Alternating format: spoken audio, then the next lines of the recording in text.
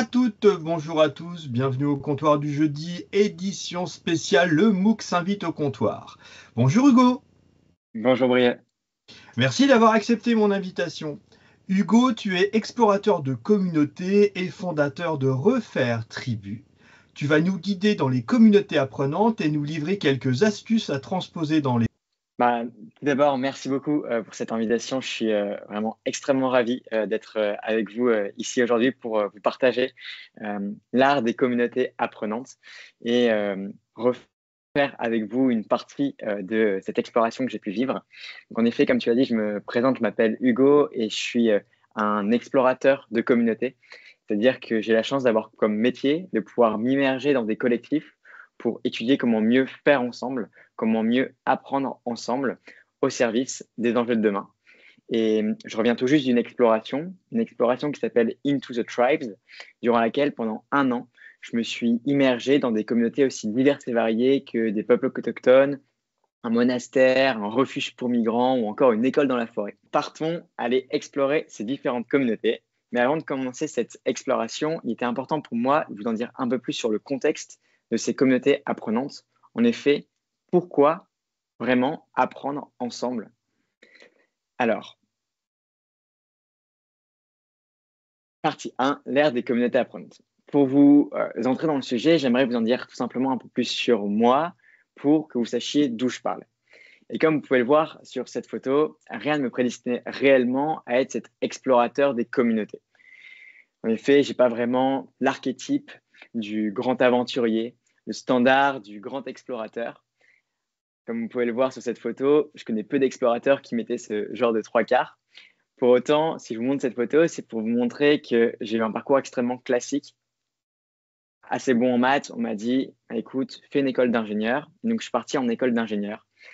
Et là-bas, c'est pas vraiment les cours qui ont marqué mes années étudiantes, mais plutôt une première claque. Cette claque, c'est la claque des enjeux environnementaux. En effet, comme toute une partie de ma génération, j'ai été extrêmement sensibilisé aux enjeux climatiques. J'ai découvert ces chiffres sur l'érosion de la biodiversité, la montée des eaux ou encore le réchauffement climatique. Et face à tous ces chiffres, j'avais en face de moi une sorte d'énorme montagne, une montagne face à laquelle je ne savais que faire. Et face à cette montagne, j'ai eu une sorte d'angoisse, je pense une vraie peur face à tous ces chiffres dont on me donnait. Et vous savez, lorsqu'on a peur, il y a souvent trois mécanismes qui arrivent. Soit on fuit, soit on se fige, soit on agit. Et par chance, ce qui s'est créé en moi, c'est plutôt ce troisième mécanisme, l'action. Et donc, pour faire face à cette montagne, j'ai essayé d'aller prendre tous les leviers que je voyais devant moi afin d'aller, comme je le pouvais, à mon échelle, essayer de répondre à ces enjeux climatiques. Alors, je me suis engagé. Je me suis engagé avec le levier académique, en allant former des étudiants et des professeurs aux enjeux environnementaux, avec un outil que vous connaissez peut-être certainement, qui est la fresque du climat. J'ai testé également les leviers politiques pour voir comment, justement, à l'échelle de la société, on pouvait aller transformer au sein de nos lois ces enjeux. Et donc, avec d'autres organisations, on est allé travailler directement avec certains députés pour proposer des propositions de loi qui puissent insérer directement dans les cursus d'école d'ingénieurs, dans les cursus d'école de commerce et plus globalement dans les cursus des facs, ces enjeux environnementaux, les insérer directement dans nos cursus. Puis j'ai également testé les leviers économiques, voir comment le modèle de l'entreprise, qui est l'un des modèles sur lesquels repose aujourd'hui notre société, comment ce modèle-là, il pouvait nous servir à aller répondre à ces différents enjeux. Et puis, enfin, un dernier enjeu, un dernier levier, qui est le levier citoyen. J'ai voulu, avec d'autres personnes de ma génération, nous mettre en lien, former une sorte de communauté, nous rassembler pour qu'ensemble, on porte d'une voix commune les différents enjeux qui nous tiennent à cœur et surtout apporter de l'espoir. Montrer que oui, demain, il y a des véritables enjeux à répondre, mais demain, ça peut être aussi beau, ça peut être aussi fort et que c'est qu'ensemble qu'on pouvait créer ce monde que l'on souhaite faire.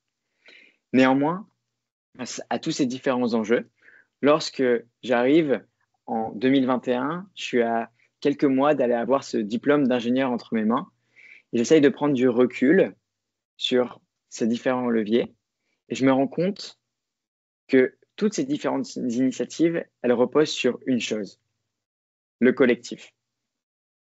En effet, le collectif qui a cet incroyable pouvoir d'aller transformer la plus petite des idées en un véritable changement sociétal, mais aussi ce collectif qui, s'il n'est pas bien huilé, s'il n'est pas bien animé, si on n'en prend pas soin, eh ben, peut faire de la meilleure des idées un véritable fiasco. Et c'est à ce moment-là où je me suis dit, bon, faire collectif, c'est un élément essentiel pour répondre aux enjeux de demain. Mais surtout, au-delà de faire collectif, il faut apprendre en collectif. Et là, je pense que ce que je vais vous dire, je vais véritablement rien vous apprendre. Je pense qu'on le vit tous dans notre quotidien. On est dans un monde qui est en pleine mutation. On doit faire face à des crises, on l'a dit, écologiques, mais aussi technologiques, sociales, géopolitiques. Bref, des crises systémiques. Notre monde, il est en train de changer. Il y a un chiffre pour moi qui le révèle bien, c'est que selon le World Economic Forum, 44% des compétences d'aujourd'hui ne seront plus valables dans 5 ans. Ça montre à quel point notre monde change et donc, nous, on a besoin de s'adapter pour aller répondre à ces enjeux. Mais surtout, il change, mais il change vite. Moi, j'aime bien vous partager ces 3 chiffres que je trouve quand même assez fous. Au XVIIIe siècle, lorsque la machine à écrire est inventée, il faut à peu près 175 ans pour qu'elle soit diffusée à l'échelle mondiale. Au XXe siècle, lorsque le réfrigérateur est inventé, il faut à peu près 30 ans pour qu'il soit diffusé à l'échelle mondiale. Et bien, au XXIe siècle, lorsqu'une application comme TikTok sort, il faut seulement 5 ans pour atteindre le milliard d'utilisateurs. TikTok, qui est aujourd'hui l'une des applications les plus utilisées dans le monde et qui a un impact considérable dans le quotidien de la plupart des personnes et en particulier des jeunes. Et donc, oui, le monde change, oui, il change vite. Et face à ces changements, il y a donc une nécessité apprendre pour s'adapter. Et là, on va passer aux bonnes nouvelles. C'est que l'être humain, c'est une espèce apprenante.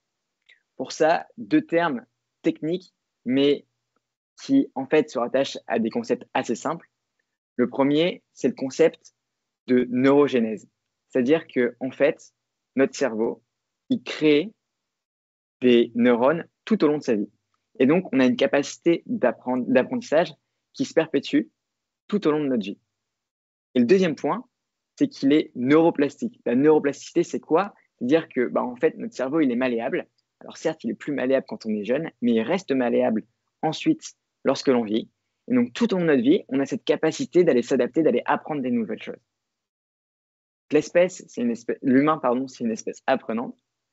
Et ce qui est encore mieux, c'est que c'est une espèce qui est dotée d'une intelligence collective.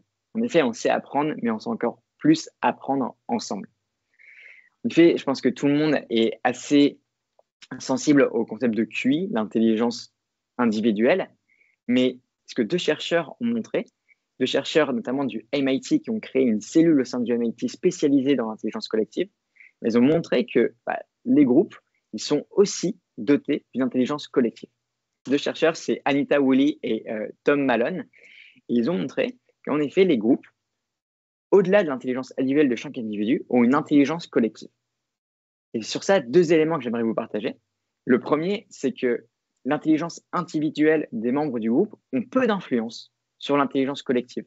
Que ce soit la personne qui a le plus grand QI ou l'intelligence moyenne des QI individuels, eh bien, ces 2 éléments-là ont peu d'influence sur l'intelligence collective du groupe et sa capacité à aller répondre à des projets complexes. En effet, ce qui fait l'intelligence collective, c'est plutôt l'intelligence émotionnelle de ces personnes. C'est leur capacité à comprendre l'autre et à bien communiquer. C'est ça qui crée une intelligence collective dans un groupe. Pour vous faire un peu une métaphore, c'est comme un peu Internet. Si vous voulez, la puissance d'Internet, elle ne réside pas dans la puissance de ces ordinateurs. Elle réside dans la puissance du réseau qui relie ces ordinateurs. Et l'intelligence collective, c'est la même chose.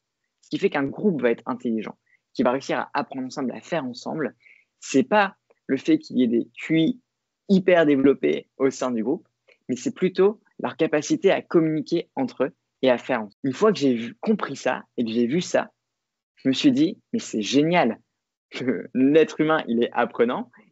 Qui plus est, il apprend collectivement. Et donc, on a toutes les cartes en main pour aller répondre à tous ces défis.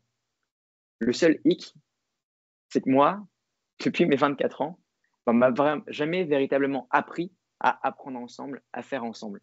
On m'a toujours plus prôné l'intelligence individuelle, la réussite individuelle que la réussite collective. Le tous pour un plutôt que le un pour tous.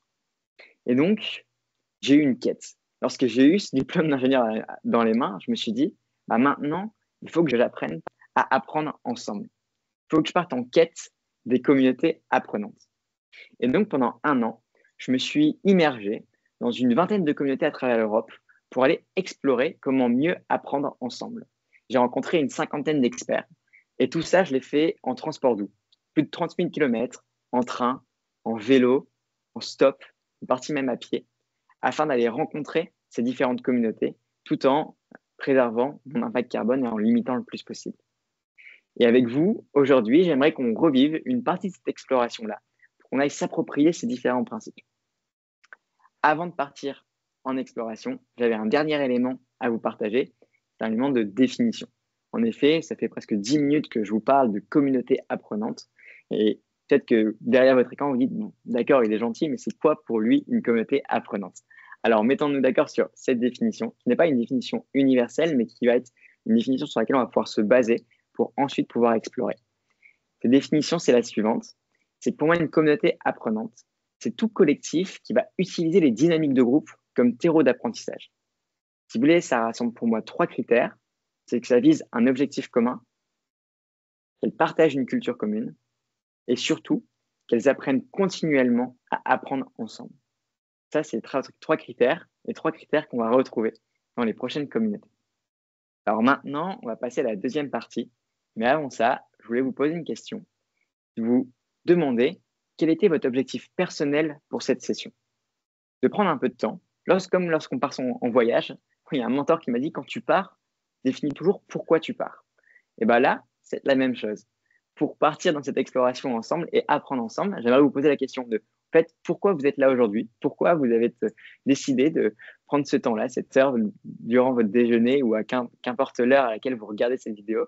Mais voilà, pourquoi vous avez décidé de venir ici et qu'est-ce que vous allez chercher? Je vous laisse 1 à 2 minutes pour réfléchir à ça et à le mettre sur le chat.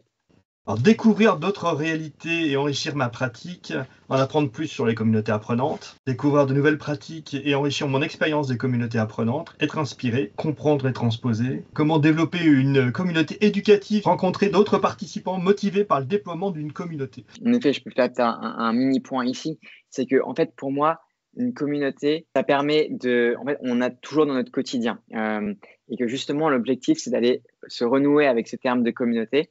Ça peut être notre famille, ça peut être notre quartier, ça peut être notre entreprise, nos collègues, ça peut être notre salle de classe, notre salle de formation. Pour moi, il y a la définition de communauté apprenante qui est une sous-définition du terme de communauté. Et communauté, pour moi, la définition que je lui donne, c'est il faut être plus de 3 personnes, c'est-à-dire que en fait, 2, c'est un binôme, et à partir de 3, on devient un groupe.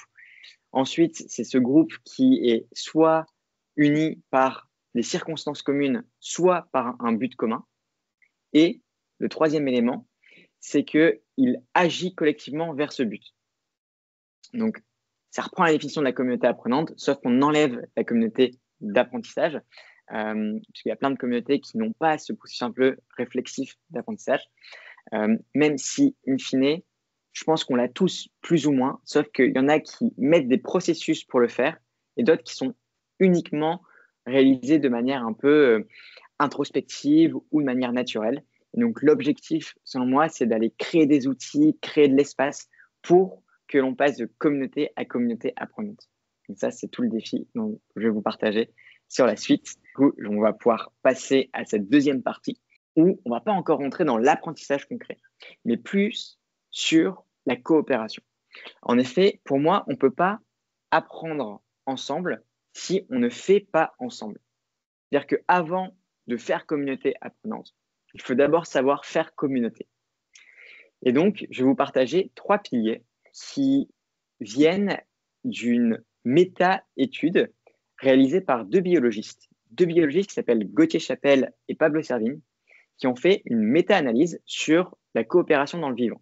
C'est-à-dire qu'ils sont allés étudier des centaines, voire des milliers d'études scientifiques qui analysent comment le vivant coopère, à la fois les plantes, mais aussi les animaux, et donc parmi les animaux, forcément, les humains. De ces différents résultats d'études, ils en ont ressorti différents grands principes pour mieux coopérer, pour mieux faire de l'entraide dans notre quotidien. Et dans ces grands principes, moi, j'ai repéré 3 grands piliers. Et ces 3 piliers sont les suivants: la sécurité, la confiance et la légitimité. 3 piliers qui sont pour moi essentiels pour permettre à un groupe de coopérer. Alors, on va aller dans le détail de chacun de ces piliers. Premièrement, la sécurité. Pourquoi la sécurité? Parce que sans sécurité, il n'y a pas de coopération. Si vous voyez un peu la pyramide de Maslow, on a besoin de se sentir en sécurité avant presque de pouvoir aller chercher tous nos autres besoins, dont le sentiment d'appartenance qui vient nourrir notre communauté. En effet, se sentir en sécurité, c'est un élément essentiel parce que ça permet de ne pas mettre son énergie à veiller à ce qu'il n'y ait pas un danger qui nous arrive sur soi, mais mettre plutôt son énergie vers l'autre. De passer d'une ouverture de fermeture, de protection, à une posture d'ouverture. Pour cela, les 2 biologistes dont je vais citer, donc Gauthier Chapelle et Pablo Servigne, utilisent la métaphore de la membrane. Ils expliquent qu'en fait, aujourd'hui, dans le vivant, on a tous des membranes. À l'échelle des cellules, il y a la membrane de la cellule, mais aussi à l'échelle de l'individu, on a une membrane corporelle avec notre peau. Et à l'échelle des groupes, on a aussi des membranes. Et chaque collectif a sa propre membrane.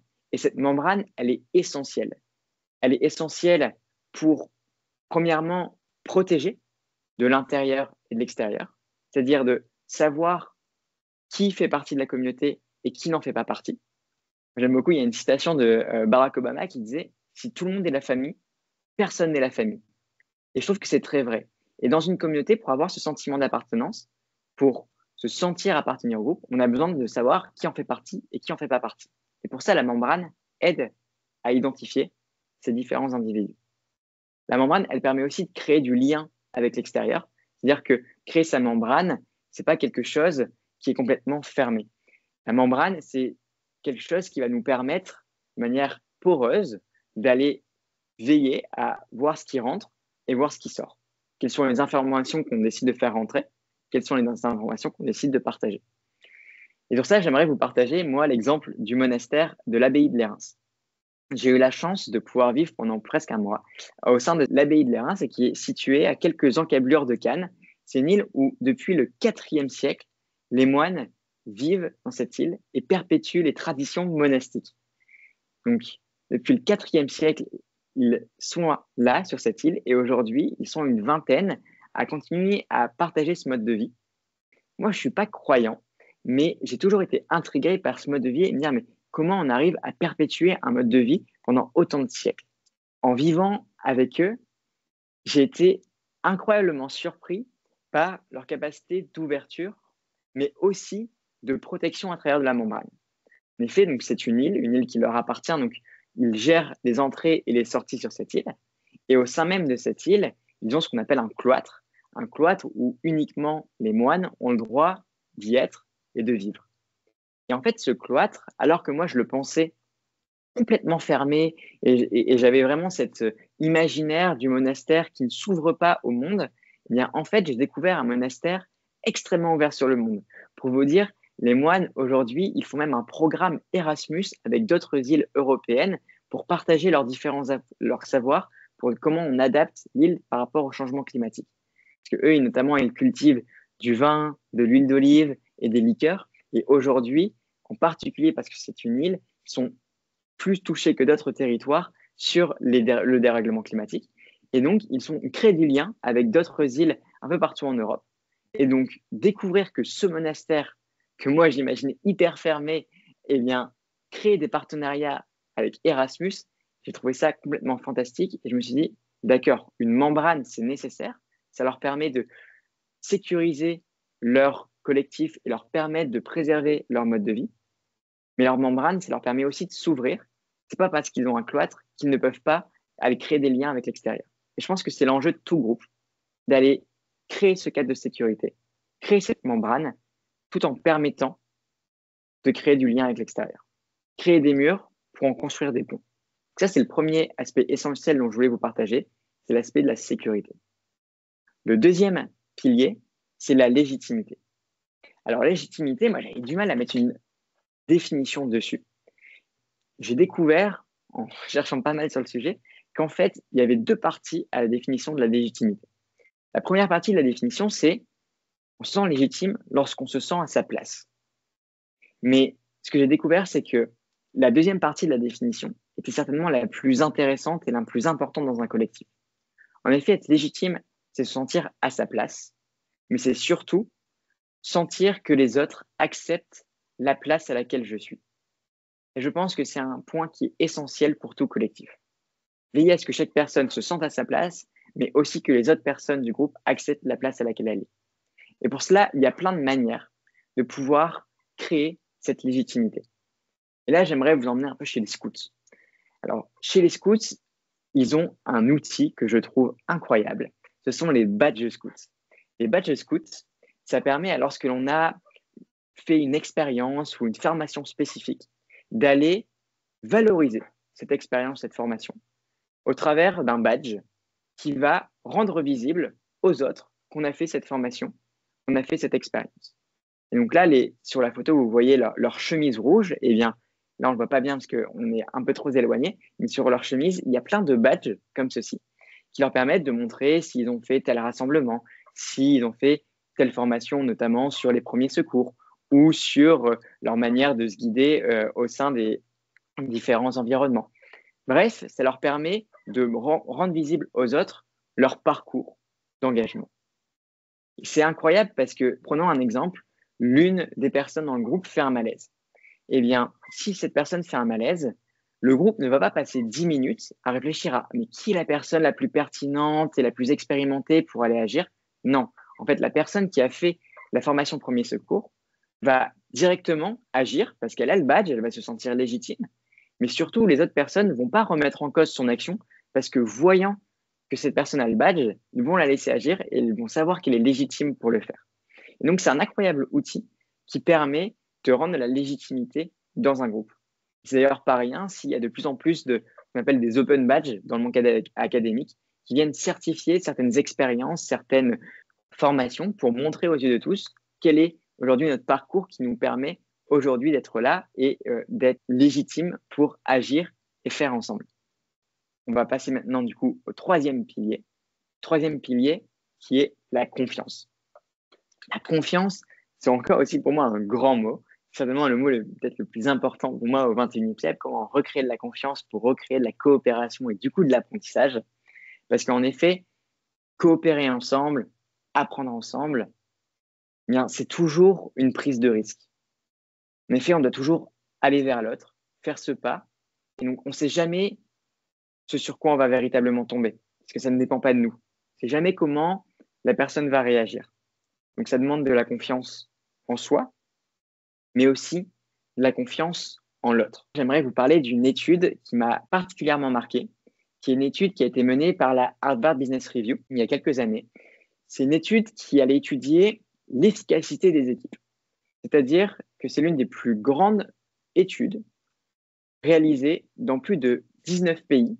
Ils sont allés voir 1000 personnes dans chacun de ces différents pays pour étudier qu'est-ce qui faisait qu'une équipe était efficace.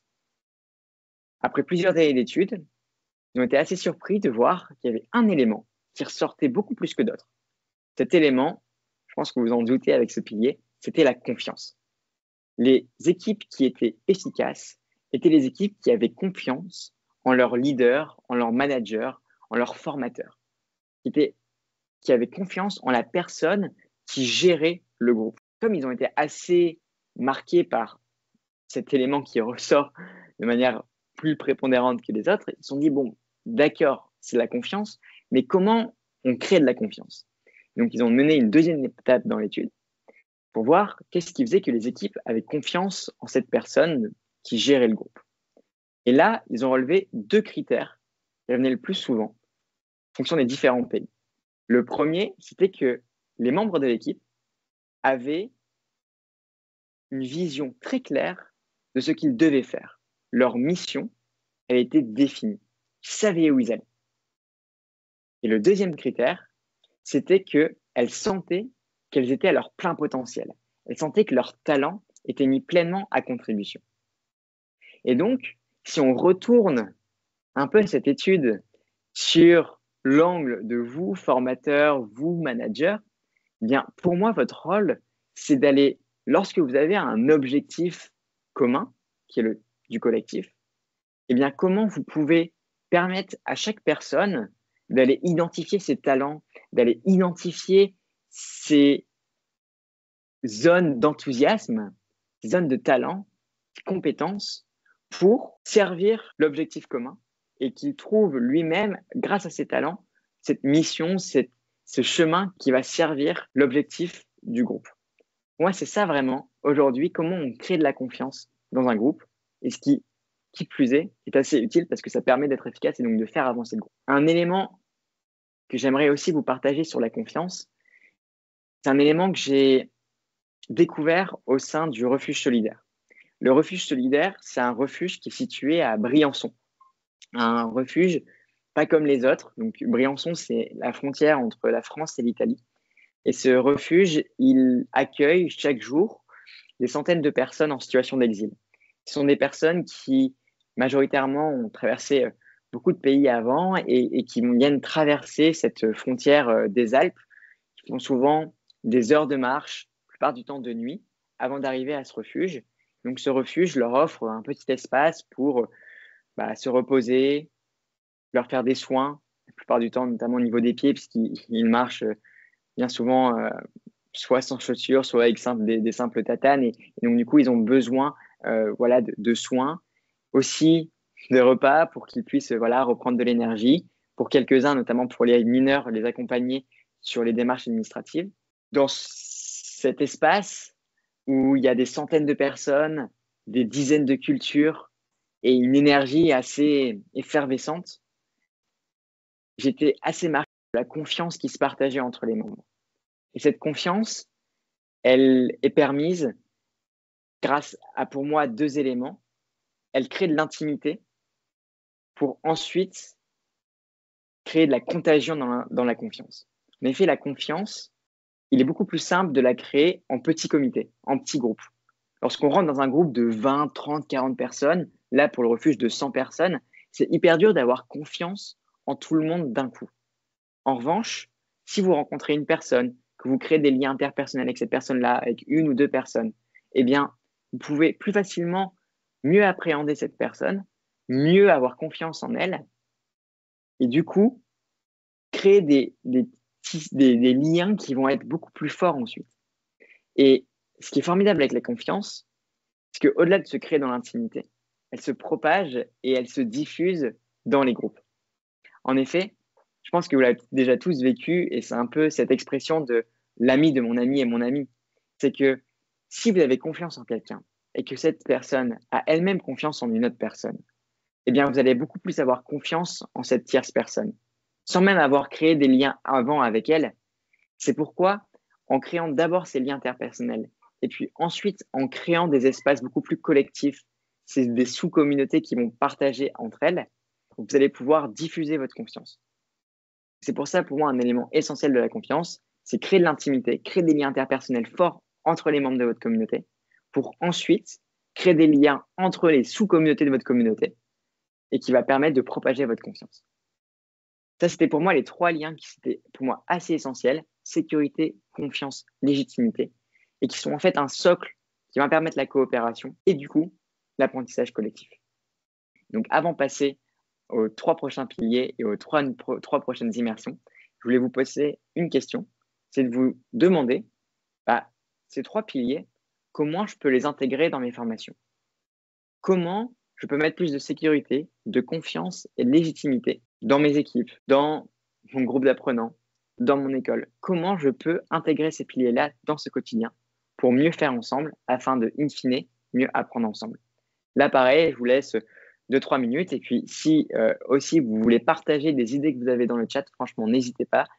Le but aussi, c'est que ce live, ça nous permet de mieux apprendre ensemble. Il y a une des personnes qui partageait dans ses intentions de apprendre des autres. C'est la bonne occasion d'aller partager ses idées et pour ensuite mieux apprendre ensemble. Le premier message qu'on a dans le chat, c'est plus une question, c'est comment faire quand la confiance en l'un des membres n'est pas là? Il y a un proverbe qui dit qu'on met des années à construire la confiance, 1 seconde pour la détruire et des années pour la réparer. Je pense que c'est très vrai et que si cette confiance, elle est à un moment cassée, ça peut être difficile de la recréer. Mais ce que j'ai appris, c'est que l'espace, il est aussi hyper important. C'est-à-dire qu'il y a des espaces dans lesquels, oui, on ne va pas avoir confiance à la personne. Et donc, comment on crée des nouveaux espaces où on modifie l'espace actuel pour qu'on reparte sur des nouvelles bases. La confiance, c'est ça. Si la confiance en une personne ou en un groupe n'est plus là et qu'on veut la recréer, qu'il y a vraiment cette intention-là, il faut que déjà cette intention elle soit là. Mais si elle est là, eh bien, comment on modifie l'espace? Parce que changer une posture, changer des habitudes dans un espace qui est toujours le même, c'est presque impossible parce que tout va nous rattacher à ce passé, à cette histoire-là d'avant. Et donc, du coup, à ce manque de confiance. Et donc, comment vous pouvez créer des nouveaux espaces, des nouvelles habitudes qui vont nous permettre de repartir sur une nouvelle aventure qui va permettre de recréer cette confiance-là. Ça, c'est de manière très théorique. Après, de manière très pratique, ça va demander du temps, de la patience, mais je pense surtout que ça doit venir profondément de l'intérieur. Et s'il n'y a pas cette intention profonde, alors, des fois, il faut peut-être accepter que la confiance est cassée et qu'on reparte avec d'autres personnes, dans d'autres collectifs.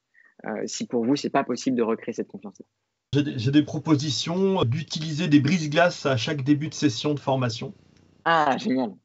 J'ai articulé individuel, petit groupe et grand groupe dans l'animation. Exactement, ouais. Favoriser les travaux en sous-groupe par affinité des apprenants, organiser les séquences de formation pour avoir l'occasion d'intervenir avec chacun de ces sous-groupes en établissant ainsi une relation privilégiée et différente avec chacun des sous-groupes. Génial. Merci de partager cette importance des sous-groupes. L'un des grands apprentissages que moi j'ai eu dans cette exploration, c'est que les communautés, en fait, elles étaient fractales. Si vous prenez une communauté de n'importe quelle taille, c'est un peu comme une poupée russe ou plutôt des flocons de neige. C'est-à-dire qu'on retrouve ces sous-communautés à n'importe quelle échelle. Un groupe de 100 personnes, il y aura forcément des sous-groupes de 50 personnes, dans lesquels il y aura des sous-groupes de 20 personnes, dans lesquels il y aura des sous-groupes de 10 personnes, et ainsi de suite, jusqu'au binôme et à l'individu. Et moi, il y a un organisme qui m'a beaucoup inspiré, qui s'appelle Othercraft. Othercraft, c'est un organisme qui aide les organisations à mieux apprendre ensemble. Et lorsque les entreprises ou les associations viennent les voir pour dire on aimerait mieux apprendre ensemble, est-ce que vous pouvez nous faire une stratégie qui nous permettra de mieux structurer nos apprentissages, etc. Ils disent en fait, vous prenez le problème à l'envers. Nous, on ne va pas partir de la structure pour que vos personnes puissent mieux apprendre ensemble, mais on va partir de l'individu, des binômes, pour que ensuite, structurellement, vous ayez une culture de l'apprentissage. Et donc, leur accompagnement, c'est d'abord d'aller accompagner les individus. Il faut leur donner les outils, il faut leur donner les méthodes d'apprentissage individuel. Une fois que cette étape-là est faite, ils vont à l'échelle des binômes voir comment on crée c'est un organisme anglo-saxon, ils appellent ça des buddies d'apprentissage. Donc, du coup, pour nous, ça serait des binômes d'apprentissage. Donc, comment on crée vraiment une relation interpersonnelle apprenante? Comment on arrive à la fois poser les bonnes questions pour mieux apprendre soi, mais aussi mieux apprendre à l'autre? Et puis, une fois que ce socle-là du binôme, il est créé, il est fécond, eh bien, il passe à l'échelle de l'équipe. Dans les équipes, ils vont voir comment les binômes et les individus peuvent mieux s'apporter les uns les autres pour mieux apprendre ensemble. Et enfin, une fois qu'à l'échelle de l'équipe, c'est réalisé et en tout cas, ils ont une culture apprenante, alors ils peuvent poser une stratégie beaucoup plus globale, beaucoup plus structurelle et institutionnalisée de l'apprentissage dans l'organisation.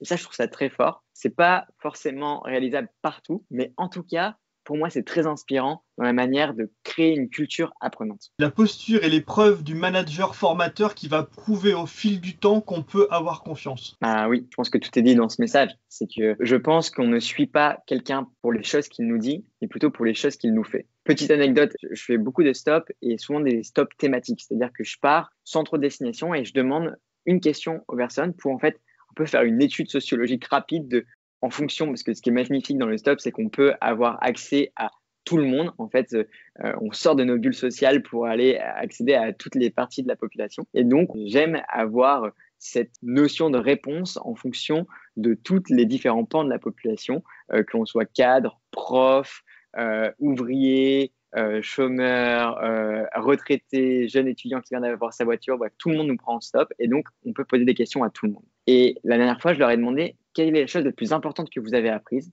et surtout, comment vous l'avez appris. Au bout d'une semaine d'avoir réalisé ce tour, la chose qui m'a le plus marqué, c'est que la plupart du temps, les gens ne me disaient pas « Ah, j'ai suivi cette formation qui m'a permis d'apprendre ça » ou « J'ai lu ce livre qui m'a appris ça ». Non, la plupart du temps, les choses les plus importantes qu'on leur avait appris, c'est des choses qu'on leur avait montrées. C'était des personnes, un manager, un prof, beaucoup de profs souvent, ou un parent, une membre de la famille qui avait incarné un mode de vie, qui avait incarné une valeur, qui avait incarné un apprentissage. Et ça les avait poussés à ensuite l'intégrer dans leur quotidien. Et donc forcément, ça marche pour la confiance, mais pour moi, je dirais même c'est globalement la posture du formateur, c'est d'aller incarner ses apprentissages pour mieux les transmettre. On va passer du coup maintenant à cette troisième et dernière partie. Quels sont les 3 grands principes pour apprendre en communauté? Le premier principe, selon moi, c'est d'aller vivre une expérience initiatique. Pour cela, j'aimerais bien vous raconter l'histoire de Vipassana. Vipassana, c'est une communauté de méditation. Et c'est une technique qui veut dire, donc Vipassana, ça veut dire voir les choses telles qu'elles sont réellement. Sans le E, Vipassana, qui est une technique de méditation où on apprend à mieux respirer, à écouter ses sensations. Sans le E, mieux s'observer va permettre de mieux se transformer. Donc, à travers la technique de méditation, ils veulent qu'il y ait des véritables transformations personnelles. Cette technique de méditation, c'est l'une des techniques les plus anciennes en Inde, là depuis de 2500 ans. Et aujourd'hui, elle vit un véritable nouvel essor. Ce nouvel essor, il est dû à un ancien industriel qui s'appelle Goenka, qui dans les années 70 avait des problèmes de santé et essayait plein de différentes techniques. Et notamment, dans ces techniques pour aller mieux, il a testé la technique Vipassana, donc cette technique de méditation. Lui, ça l'a complètement transformé. Il s'est dit, comment je peux aller transmettre cette technique de méditation partout dans le monde parce qu'elle est incroyable. L'un des éléments qui lui a permis de créer cet essor-là, c'est de reposer sur les communautés apprenantes. Il s'est dit, en fait, pour aller transmettre cette technique de méditation, on va devoir reposer sur des communautés locales qui vont pouvoir partager cette technique de méditation. Et pour créer ces communautés locales-là, qui aujourd'hui existent un peu partout dans le monde, il y en a notamment une en France, dans Lyon, eh bien, il a créé, il n'aimerait pas que je l'appelle ça comme ça, mais c'est ce que c'est, une expérience initiatique. C'est-à-dire que pour apprendre cette technique de méditation, il a créé un parcours de 10 jours dans lequel les personnes sont obligées d'y entrer si elles veulent connaître la technique. C'est-à-dire qu'aujourd'hui, Vipassana, il n'y a pas d'autre moyen de l'apprendre qu'en faisant ces 10 jours. Ces 10 jours assez rudes, parce que pendant 10 jours, on est obligé de 4 heures jusqu'à 22 heures de s'asseoir en lotus, en posture de méditation, pour simplement respirer et observer les sensations que l'on a dans notre cœur. Vous imaginez, là vous le voyez, je pense à travers l'écran, je suis quelqu'un d'assez énergique, qui a besoin de bouger. Et pourtant, dans cette technique, j'ai dû aller pendant 10 jours, de 4 heures jusqu'à 22 heures, m'asseoir pour vivre cette expérience. Ce que j'ai trouvé incroyable, c'est que alors qu'on n'a aucun moyen de communiquer, c'est-à-dire qu'on n'a pas de téléphone, pas de carnet, rien. Forcément, ce que j'ai oublié de mentionner, mais qui est un élément important, c'est qu'on n'a pas le droit de parler, ni même d'avoir de communication visuelle avec les autres membres des personnes qui font cette retraite. Et bien, pour autant, à la fin de cette expérience initiatique, il y a un vrai sentiment collectif d'apprentissage. Il y a un vrai sentiment collectif on a vécu la même chose et donc on fait groupe. Et notamment aujourd'hui, que ce soit dans Vipassana, mais que ce soit dans plein d'autres communautés, ces rites initiatiques, ces expériences initiatiques, ils existent. Et il y a pour moi 3 grands piliers qui font que ces expériences initiatiques sont importantes pour créer de l'apprentissage collectif. La première, c'est que ça permet de créer un socle commun. En effet, pendant 10 jours, on a différentes phases qui nous permettent d'aller développer cette technique-là. Et donc, à la fin de ces 10 jours, lorsque l'on partage avec d'autres, eh bien, on a les mêmes vocabulaires, on a les mêmes techniques qui nous permettent du coup de reposer sur une même base. Ensuite, ça nous met sur un pied d'égalité. Dans Vipassana, que l'on soit étudiant, que l'on soit un grand cadre, très riche ou très pauvre, qu'importe, c'est gratuit. On y est. Il n'y a aucune nécessité d'aller payer pour réaliser ce rituel de méditation. Et donc, la communauté se base sur un même pied d'égalité. On enlève nos étiquettes et ainsi, en enlevant nos étiquettes, on peut plus facilement créer du lien avec l'autre. En effet, moi, j'aurais peut-être eu du mal de créer du lien avec quelqu'un qui a une étiquette vachement différente de la mienne. Mais là, comme il n'y a plus cette étiquette-là, eh bien, je peux créer beaucoup plus de liens avec elle et donc forcément de l'apprentissage. Et puis enfin, le dernier point, c'est que ça renforce le sentiment d'appartenance. Ça, c'est un élément qui est assez reconnu en psychologie, qui est ce qu'on appelle la valorisation de l'effort. C'est-à-dire que lorsque l'on s'implique et qu'on va faire 10 jours d'expérience très forte initiatique, lorsqu'on va sortir de ces 10 jours, on a mis tellement d'efforts dans ces 10 jours qu'on va avoir envie de continuer ces efforts-là par la suite. On va avoir envie de justifier d'avoir mis autant d'énergie pour ensuite continuer l'expérience. C'est-à-dire, bon, bah, je n'ai pas fait ces 10 jours pour rien, je vais continuer à m'intégrer dans la communauté, je vais continuer à réaliser ce processus-là. Alors, je vous partage ces 3 piliers au travers de l'expérience de Vipassana. Vipassana ne dit pas que c'est une expérience initiatique, justement, ils font vraiment attention à dire que ce n'est pas une expérience pour sortir cet appel un peu sectaire. Et elles ont bien raison parce que ce n'est absolument pas une secte.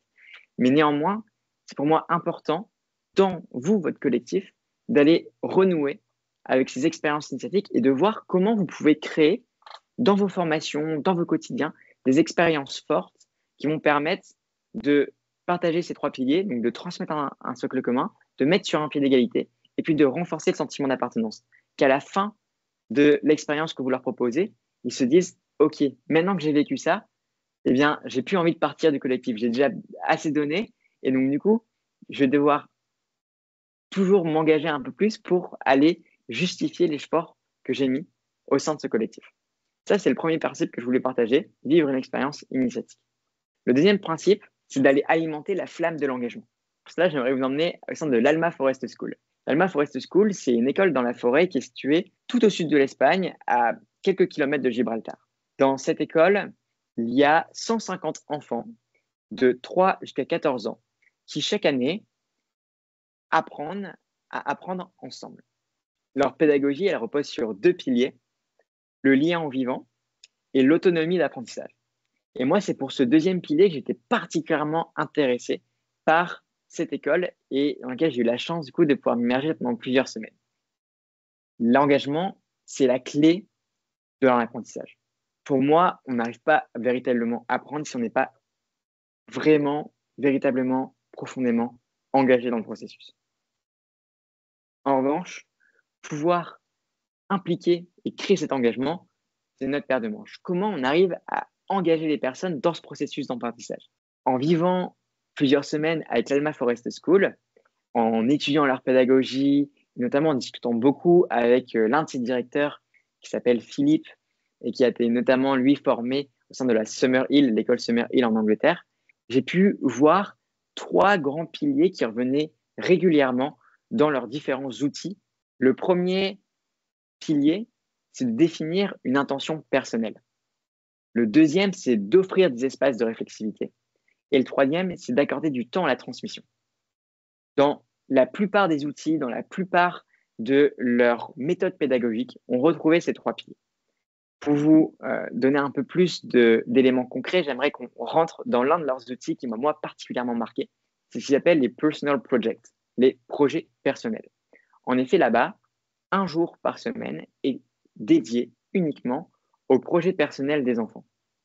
Ils ont carte blanche pour réaliser tout ce qu'ils veulent. Mais quand je vous dis carte blanche, c'est carte blanche. Là, vous pouvez le voir sur la photo, ils sont en train de fabriquer un kart électrique.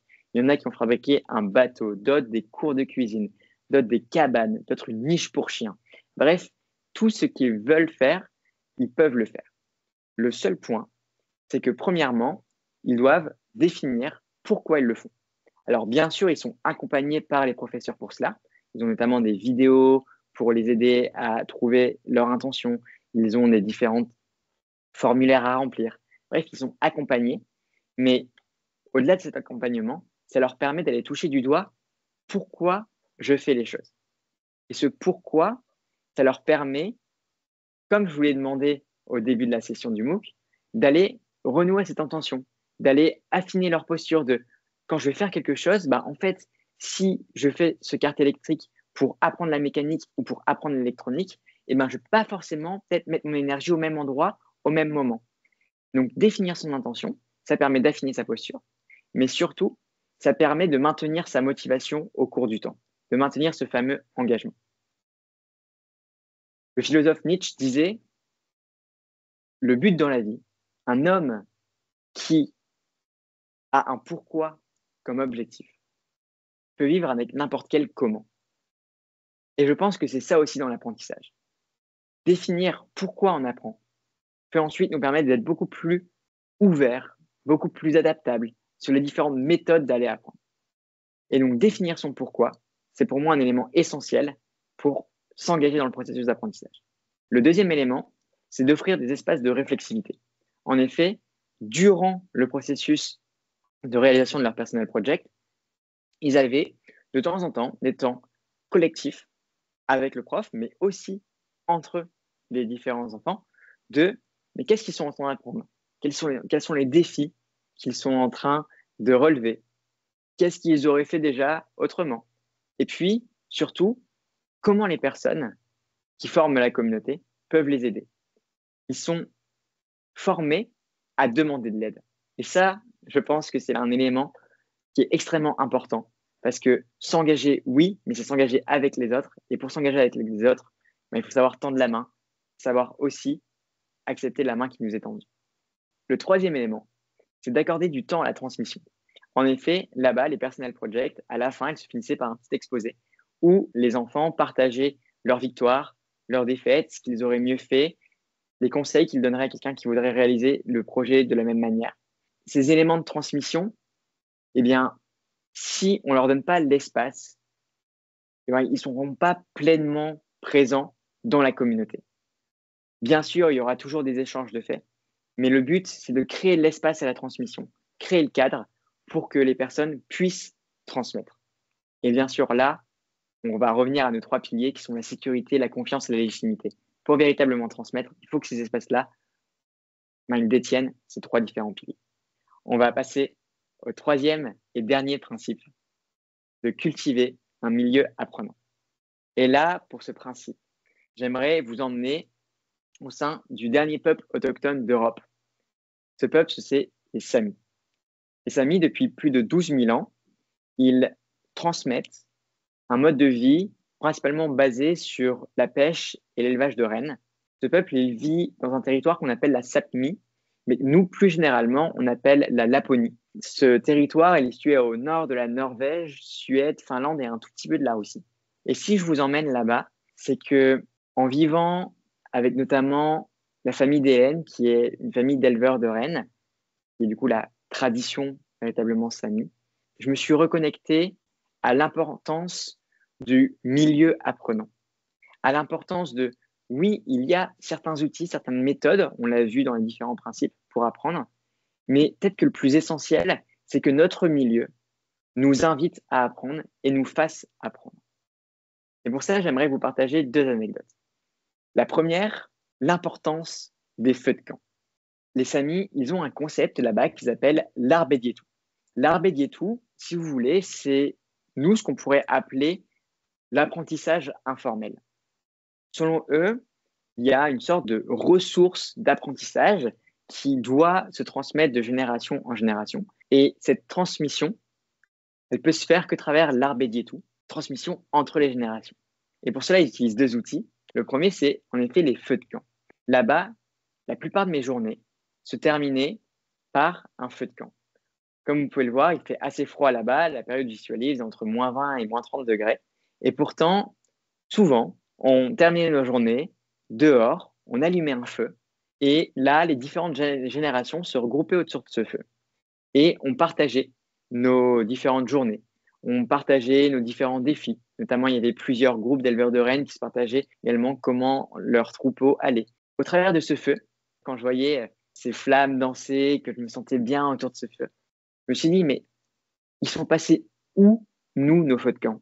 Où ils sont passés ces éléments, ces moments de vie informels où on crée des liens pour mieux partager? Et je me suis rendu compte qu'en fait, ces feux de camp, ils peuvent exister ailleurs. Le point essentiel, c'est que pour réussir à ce que ces espaces deviennent des feux de camp, deviennent ces espaces de connexion et d'apprentissage, eh bien, il y avait besoin de 2 éléments.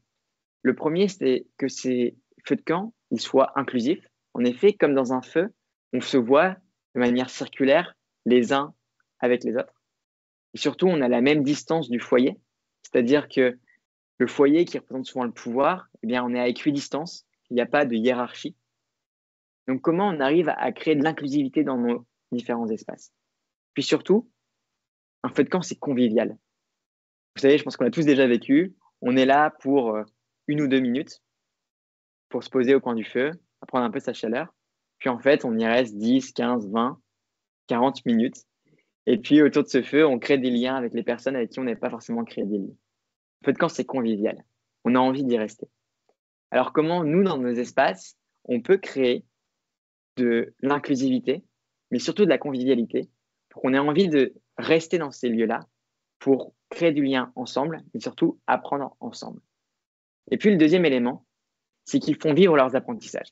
En effet, j'ai été assez marqué là-bas. Je leur dis, mais comment vous arrivez à transmettre notamment la langue sami en fonction des générations? Comment vous arrivez à ce qu'elle ne se perde pas? Et ce qu'ils me disaient, c'est qu'ils me disaient, en fait, on fait vivre la langue. Et surtout, on fait vivre les personnes pour qu'ils s'approprient la langue. J'ai beaucoup aimé cette notion-là, puisque notamment là-bas, pour définir les différents types de neige, il y a à peu près 300 mots. La neige dure, mais dans laquelle on peut un peu s'enfoncer. La neige dure, sur laquelle c'est verglacé.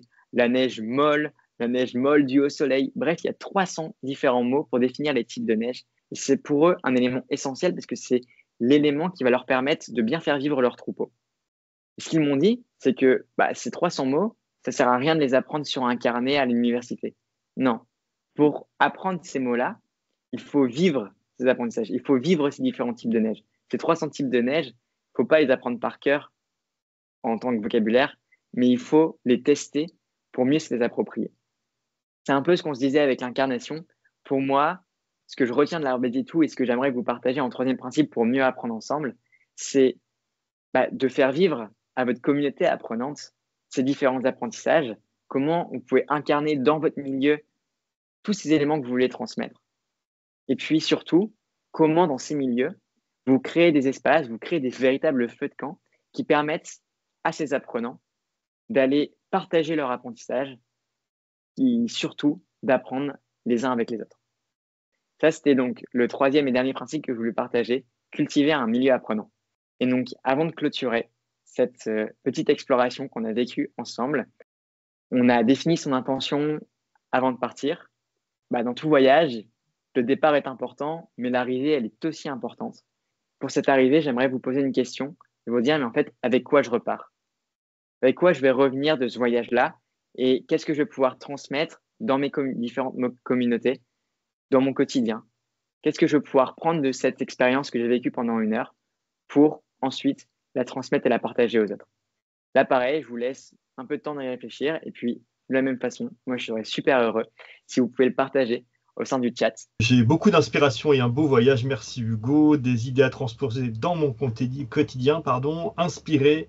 J'ai pris des notes pour faire un retour à mes collègues. Le rêve des rencontres que tu as faites, les principes et les piliers seront très faciles à mettre en application dans mes communautés de pratique. C'est une excellente nouvelle. L'enthousiasme de notre orateur et l'envie de passer à l'action. Moi, je tiens vraiment à te remercier, Hugo, pour ton intervention. C'était inspirant. Tiens, je reprends le terme utilisé tout à l'heure. C'était inspirant Un petit mot pour la fin, Hugo? Merci beaucoup. Moi, j'ai pris beaucoup de plaisir à réaliser cette intervention et merci à toutes les personnes qui ont participé, qui sont restées sur le temps du midi. Si vous voulez continuer à me suivre et en savoir un peu plus sur les communautés apprenantes, il y a une newsletter où chaque mois, je partage un principe pour cultiver l'art de faire communauté. Ça s'appelle Refaire Tribu. Il y a également LinkedIn sur lequel chaque semaine, je partage un outil, une inspiration pour mieux faire ensemble. Et puis enfin, j'interviens également dans des organisations pour partager cet art de faire ensemble. Et on fait des incroyables feux de camp où on retisse des liens et on apprend collectivement à mieux apprendre ensemble.